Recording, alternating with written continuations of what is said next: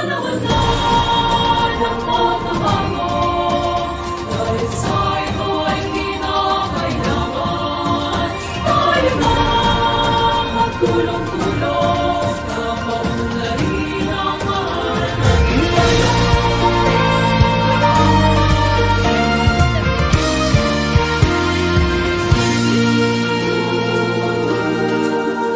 Panahon na ng pagbabago, dahil sa ito ay kinakailangan tayo na magtulong-tulong na paunlarin ang mahal nating bayan.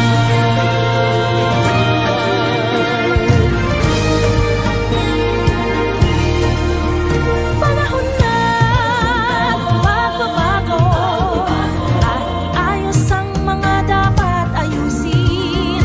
Dapat lang maging tungkulin ng bawat mamamayan dito sa atin. Ng pagbabago patungo sa pag-asenso, magsikap ng mabuti at nang guminhawa tayo.